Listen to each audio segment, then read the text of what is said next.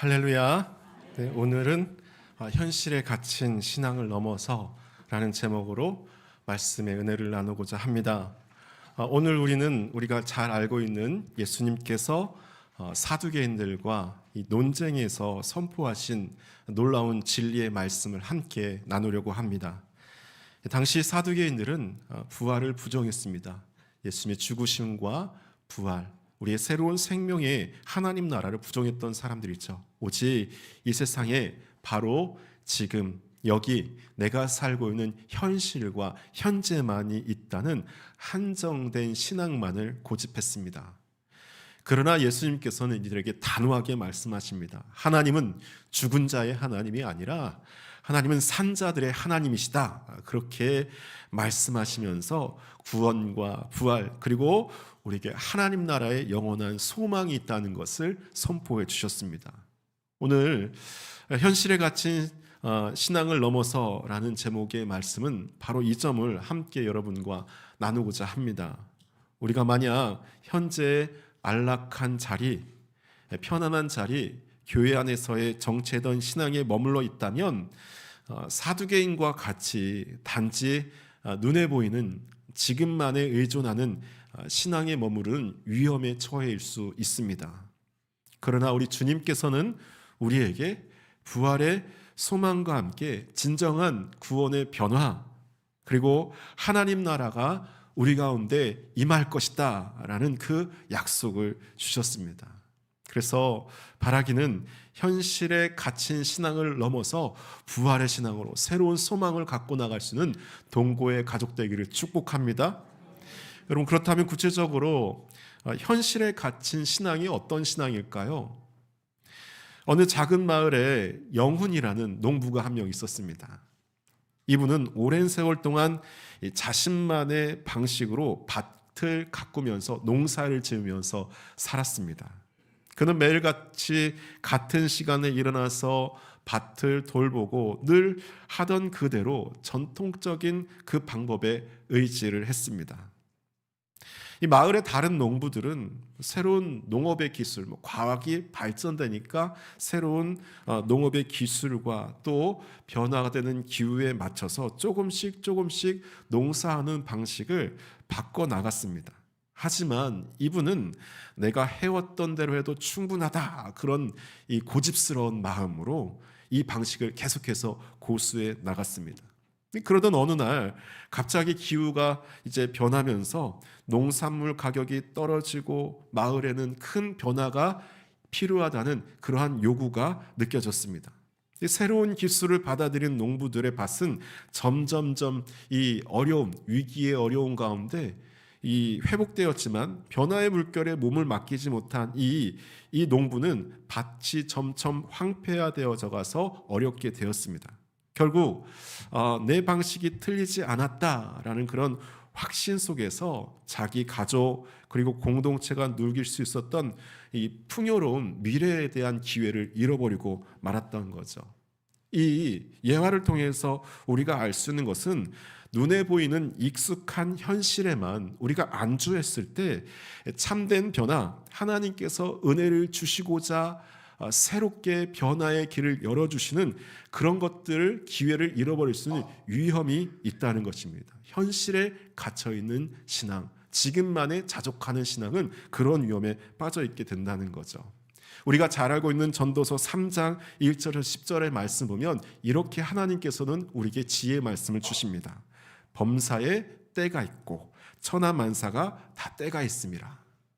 날 때가 있고 죽을 때가 있으며 심을 때가 있고 심은 것을 뽑을 때가 있으며 죽일 때가 있고 치료할 때가 있으며 헐 때가 있고 세울 때가 있으며 울 때가 있고 웃을 때가 있으며 슬퍼할 때가 있고 춤출 때가 있으며 돌을 던져버릴 때가 있고 돌을 거둘 때가 있으며 안을 때가 있고 안을 일을 멀리할 때가 있으며 찾을 때가 있고 잃어버릴 때가 있으며 지킬 때가 있고 버릴 때가 있으며 찢을 때가 있고 꿰맬 때가 있으며 잠잠할 때가 있고 말할 때가 있으며 사랑할 때가 있고 미워할 때도 있으며 전쟁할 때도 있고 평화할 때도 있느니라. 일하는 자가 그의 수고로 말미암아 무슨 유익이 있으랴. 하나님이 인생들에게 노고를 주사 애쓰게 하신 것을 내가 보았노라 이렇게 말합니다. 이 말씀에서 주시는 우리에게 주신 지혜가 무엇입니까? 무엇이든지 범사에 때가 있다는 것입니다. 은혜 받을 때가 있고 믿음으로 지킬 때가 있고 변화될 때가 있다는 거죠. 이 말씀은 우리의 인생과 신앙에 그대로 적용이 됩니다. 하나님께서는 우리에게 각자 정해주신 계절과 때를 주시면서 때로는 우리에게 지금에 있는 자리를 박차고 나가고 지금까지 만들었던 것을 부수고 새로운 변화와 새로운 회복의 시기를 우리에게 주시기도 한다는 것입니다. 우리가 지금 만약 우리에게 있는 안락한 현실만에 머무르고 과거의 전통이나 습관에만 집착한다면 앞으로 하나님이 우리에게 주실 놀라운 부활의 은혜, 하나님 나라의 소망, 그것들은 우리에게 가까이 올 수가 없습니다. 하나님의 놀라운 구원과 역사, 복음의 변화, 그리고 부활의 소망은 온전히 우리가 갇혀있는 이곳을 뛰어나가서 믿음의 자리로 나아갈 때 우리에게 부어주시는 거죠.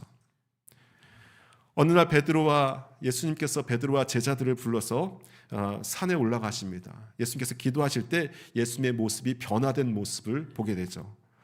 거기서 베드로와 제자들은 놀라운 경험들을 하게 됩니다. 예수님의 용모가 변화되고 모세와 엘리야가 대화하는 모습을 보면서 참 신비롭고 또 경이한 그러한 체험을 통해서 이 제자들이 예수님께 뭐라고 말합니까? 베드로가 예수님께 주님, 여기 머무르는 것이 참 좋습니다. 만일 원하신다면 우리 모두 이곳에 머무르면서 주님을 위해서 초막을 세우겠습니다. 그렇게 말합니다. 지금 여기서 예수님과 함께 정말 평생에 한번 경험하지 못하는 놀라운 신비한 체험과 은혜의 체험을 하니까 산에 하고자 하는 마음이 없어지고 그냥 여기서 초망을 짓고 우리가 예수님과 여기서 영원히 살자 그렇게 말하는 겁니다. 그러니까 지금 현재 여기만을 찾는 신앙에 지금 갇혀 있었던 거죠.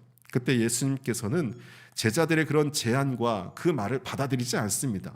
예수님께서는 그 산의 고요함과 놀라운 광채가 단지 체험일 뿐 우리에게 본래 주어진 사명이 있다라고 일깨워 주십니다. 그러면서 이제 내려가라. 그런 주님의 명령을 주시죠. 잠시 머무르는 순간 여러분 안주하는 대신 하나님께서 우리에게 변화와 도전, 새로운 복음의 길로 나아가라고 말씀해 주시는 사건입니다. 많은 이들이 익숙한 지금 여기에 현실의 안락함에 머무르면서 변화의 필요성을 외면합니다. 이런 신앙은 마치 사두개인처럼 오직 눈에 보이는 당장의 제도 또 규범에만 집착하면서 하나님께 주시는 새로운 가능성, 부활의 소망을 거부하게 만드는 가로막이 된다는 것입니다. 현실의 만족에 빠져 있으면 우리의 영혼은 하나님께서 예비해 주신 변화 또 회복, 은혜를 경험할 수 있는 기회가 찾아오지 않습니다. 영적인 성장, 진정한 구원과 열매는 바로 겸손하게 변화할 줄 아는 그런 마음에서 비롯된다는 사실을 우리가 기억해야 되는 것입니다. 저는 목회를 하면서 항상 하나님 앞에 지혜를 구합니다. 하나님, 목회를 하면서 주님, 저의 뜻과 지혜가 아니라 주님이 주신 지혜로 항상 저에게 은혜를 주십시오. 지혜를 주십시오. 그렇게 말씀을 드립니다. 기도를 합니다. 목회를 하면서 참 어렵게 생각하는 것은 사람들이 교회를 올 때 세상에서 힘들고 지친 마음 가운데 있어서 위로받기를 원합니다. 예수님의 위로와 사랑이 교회와 또 말씀 가운데 선포되는 놀라운 은혜를 기대하면서 오는 거죠. 바라기는 오늘 이곳에 온 모든 여러분들의 심령과 육신과 마음 가운데 예수 그리스도의 사랑과 위로하심이 임하기를 축복합니다. 그렇습니다. 힘들게 삶을 살아가는 매일 삶 속에서 힘든 삶의 지구로 살아가는 우리 성도들에게 하나님의 위로의 말씀을 전하고자 하는 것이 여러분 목회자의 마음 아니겠습니까? 하지만 위로만을 가지고는 문제를 해결하지 못하는 현실을 보게 됩니다. 항상 그 자리에 머물고자 하는 그러한 모습을 보게 됩니다. 믿음을 더 가지려고도 하지 않습니다. 변화되려고도 하지 않습니다. 구원의 기쁨 가운데 나오려고 용기를 내지도 않습니다. 잠깐의 지금의 위로를 위안 삼아서 지금의 고통을 잠시 잊고 그냥 지금 이 자리만을 지키려고 하는 그런 신앙의 모습을 보게 됩니다. 베드로와 같이 주님, 여기서 내가 초막을 짓고 주님과 영원히 함께 있기를 원합니다. 그렇게 생각하고 그런 신앙을 바라는 분들이 많이 있습니다. 하지만 주님께서 너가 있어야 될 곳은 이곳이 아니라 산 아래, 곧 내가 너에게 명령할 그곳이다, 은혜의 자리다, 복음의 증거의 자리다 말씀하셨던 것처럼 때로는 위로만이 아니라 하나님의 말씀과 신앙의 권면이 필요하기도 합니다. 권면이라는 말이 무슨 뜻입니까? 하나님의 말씀을 알아듣도록 권하고 때로는 타이르고 힘써 노력하게 하는 것을 말하는 것입니다. 그래서 목회의 중요한 사역 중에 하나가 성도들을 주님의 말씀과 사랑으로 위로하는 것, 또 한편으로는 주님의 말씀으로 권면하고 또 새롭게 세우는 것이 중요한 거죠. 여기 계신 분도 마찬가지입니다. 장로님들, 권사님들, 또 우리 안십사님들, 구역의 리더분들이 다 하나님의 말씀으로 성도들을 위로하며 또 거기에 머물러 있는 것이 아니라 더 큰 은혜의 자리로, 부활의 소망으로, 새로운 자리로 나아가도록 말씀으로 권면하고 계속 타이르고 이끄는 것이, 그것이 주님께서 우리 계신 귀한 믿음의 자리인 거죠. 하지만 아까 전도서의 말씀처럼 위로를 받아야 될 때인지 권면의 말씀을 들어야 될 때인지 이때가 참 어려운 거죠. 그것을 아는 것이 여러분 하나님께서 우리에게 준 지혜이고 하나님께서 우리에게 주신 하나님의 복된 말씀인 줄 믿습니다. 지난주에 제가 설교를 통해서 여러분께 말씀드렸습니다. 믿음과 신앙생활은 선택하는 것이다. 둘 중에 하나를 선택하는 것이라고 했죠. 하나님을 선택하느냐, 세상을 선택하느냐, 하나님의 말씀에 순종하느냐, 불순종하느냐, 아니면 구원이냐 심판이냐, 둘 중에 하나를 선택하는 것이 믿음이라고 했죠. 선택하고 그 길로 나아가는 것입니다. 잘 모르겠습니다. 아직은 모르겠습니다. 이것은 없습니다. 둘 중에 하나뿐이죠. 여기서 위로라는 것은 무엇인가 선택할 수는 힘조차 없어 괴로워하는 심령들에게 하나님의 말씀, 사랑으로 다시금 믿음의 선택들을 할 수 있도록 힘을 보다들어 놓고 옳은 선택들을 할 수 있도록 권면하는 것, 이것이 주님의 참된 위로이고 참된 신앙의 모습인 줄 믿습니다. 오늘 분명히 39절에서 오늘 하나님은 어떤 하나님이라고 말씀하십니까? 39절 말씀을 같이 한번 읽어보도록 하겠습니다. 39절을 함께 읽겠습니다.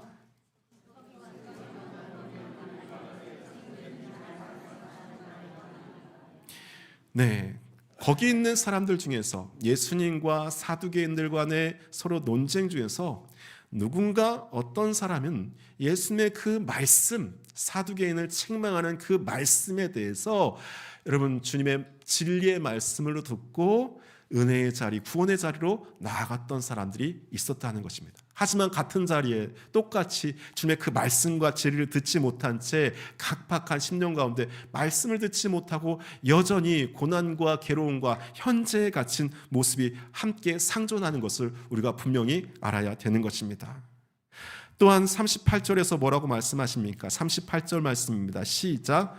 하나님은 죽은 자의 하나님이시 살아계신 자의 하나님이시라.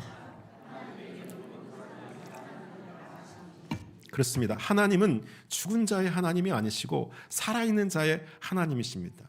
하나님께 나아가는 자는 새로운 생명을 주십니다.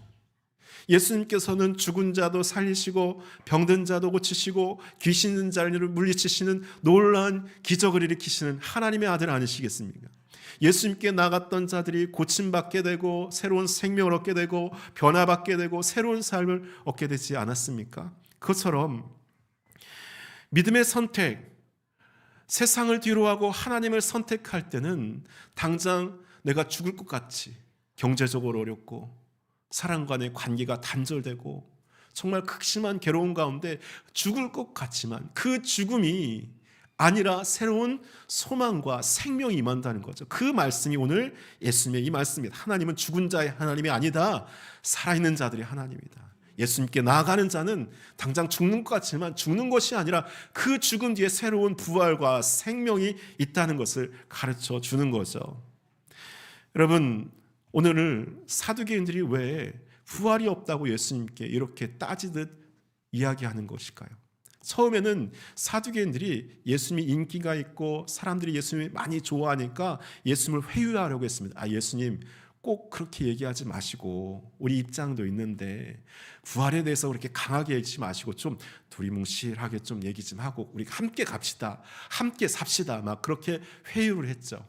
하지만 예수님께서는 하나님의 말씀의 진리를 타협하지 않고 오직 영혼을 위해서 하나님 나라에서 담대히 선포했습니다. 그러니까 이 사두개인들이 안 되겠다, 저 예수를 이제 넘어뜨려야겠다고 지금 논쟁을 하러 지금 오게 된 것입니다. 근데 왜 사두개인들은 부활이 없다고 얘기할까? 사두개인들은 당시에 제사장 계층이었습니다. 이 제사장 계층은 성전에서 여러분 예배와 제사를 총괄했던 사람들입니다.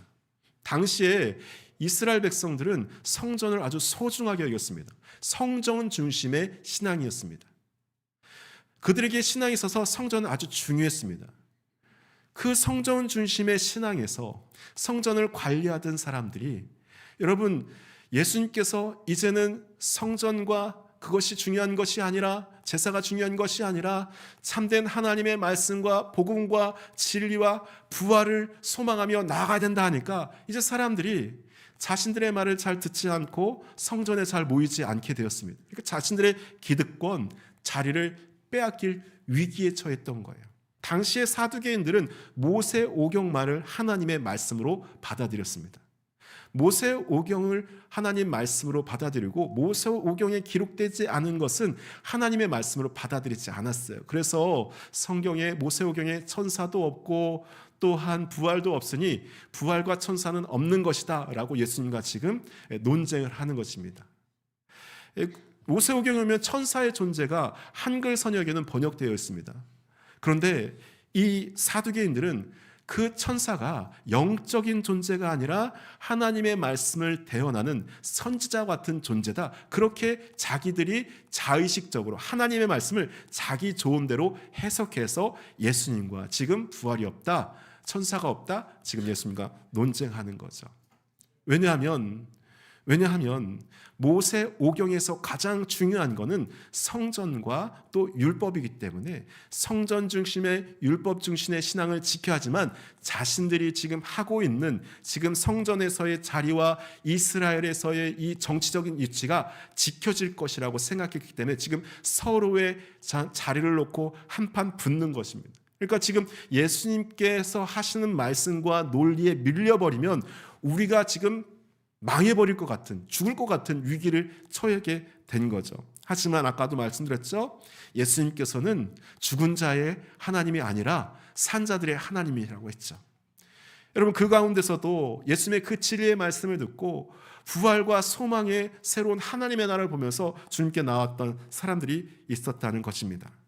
복음을 받아들이지 않는 정체된 신앙은 오늘날 우리에게도 때때로 우리 교회의 전통, 정해진 예배, 그리고 과거의 이 성공에 대한 경험에 안주하라는 경향이 있습니다. 이러한 신앙은 사두개인들이 오직 모세오경만을 고수하면서 외적인 제사, 보여지는 것에만 머무르는 것과 비슷합니다. 즉 겉으로 보이는 질서, 안전에만 집중하고 하나님께서 복음 안에 주시는 우리 내면의 새로운 변화, 성령 안에서 물과 성령으로 거듭나고 영적인 삶과 또한 경건의 삶을 사는 구원의 기쁨의 소망을 전하는 이러한 외면적인 것을 보지 않는 그런 닫혀진 신앙을 살아가게 되는 거죠. 복음의 변화와 참된 자유, 그러나 예수 그리스도께서는 단순히 옛 제사와 율법의 연장선에서 머무르지 않으셨습니다. 주님은 자신의 부활을 통해서 죽음을 이기시고 우리에게 새 생명을 주셨습니다. 이 복음은 뭔가 고정된 질서나 기득권이 아니라 우리 각자의 내면을 새롭게 하고 하나님 나라를 역동적으로 변화시키도록 인도하신다는 것이죠. 우리 신앙이 참된 복음의 변화를 받아들일 때 우리는 비로소 진정한 구원의 자유, 믿음의 자유, 구원의 기쁨을 누릴 수가 있는 것입니다.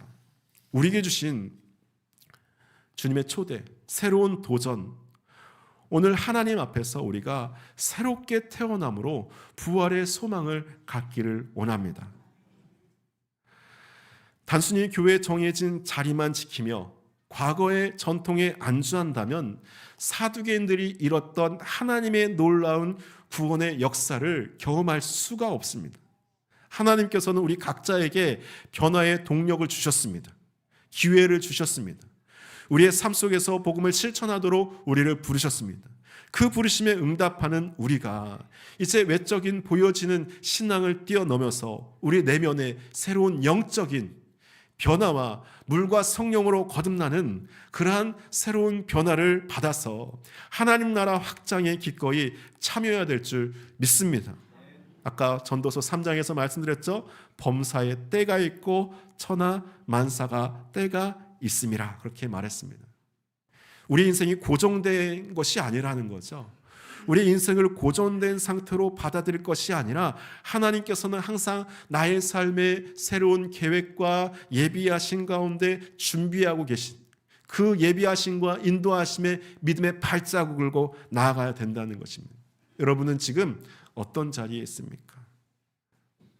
주님께서 주시는 새로운 은혜의 자리, 도전의 자리에 나아갈 때입니까? 아니면 나의 믿음을 지키며 환난과 고난을 이기기 위한 믿음의 연단을 지키기 위한 그런 자리에 있습니까?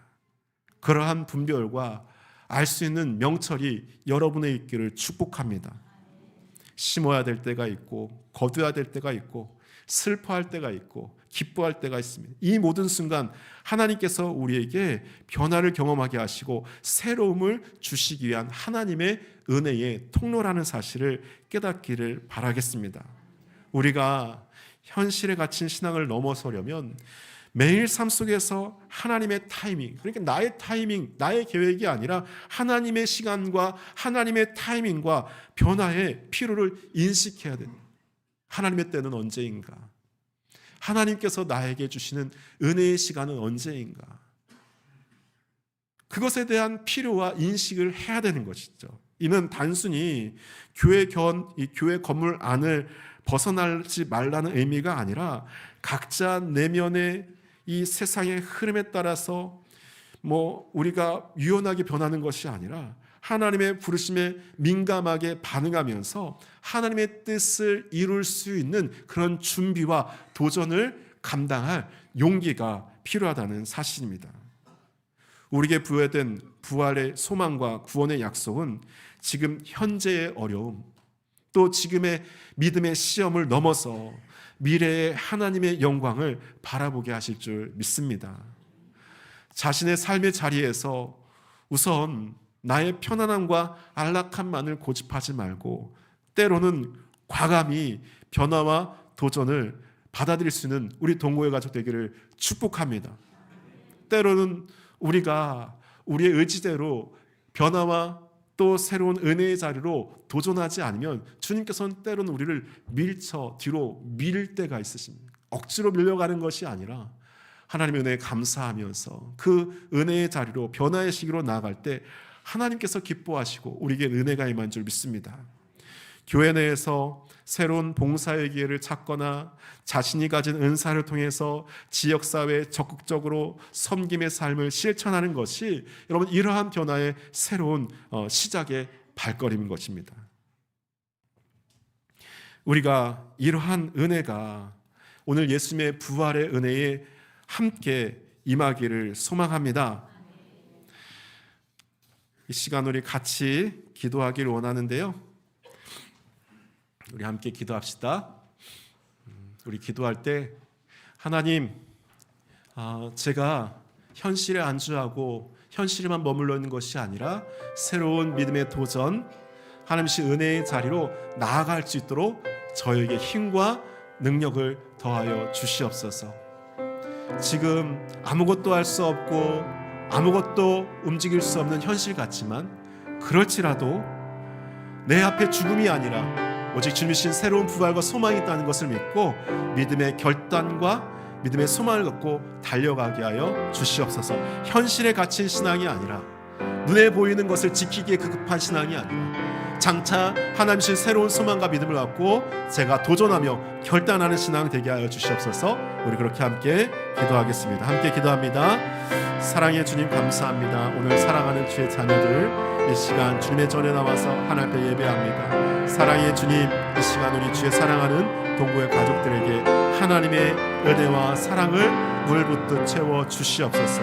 아버지 하나님, 날마다 주님 말씀대로 살기를 원합니다. 주님의 은혜에 감사하며 살기를 원합니다. 더 깊은 은혜의 자리로 나가기를 원합니다. 변화되기를 원합니다. 구원의 확신 가운데 서기를 원합니다. 부활의 소망 가운데 복음을 증거하는 자들 되기를 원합니다. 하나님, 현실의 안주함에 머무르지 않게 하시고 새로운 믿음의 결단과 도전으로 나아가게 하여 주시옵소서. 더 깊은 은혜의 자리로 나아가게 하여 주시옵소서.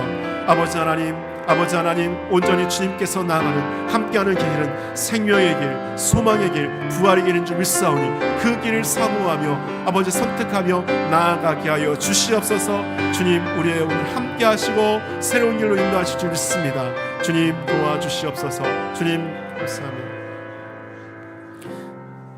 사랑의 주님 감사합니다. 오늘도 이 시간 주님의 은혜 가운데 주의 말씀 듣고 현실에 갇히는 것이 아니라 현실의 문을 뛰어넘어서 새로운 부활과 새로운 구원의 은혜를 아버지 소망하며 믿음의 자리로 도전할 수 있는 우리 동고의 모든 가족들 되게 하여 주시옵소서. 지금 우리의 앞에 있는 모든 문제들 가운데 아버지 우리에게 새로운 생명과 부활을 주신 주님을 기대하며 나아갑니다. 주여 역사하여 주시옵소서. 예수님의 이름으로 기도합니다. 아멘.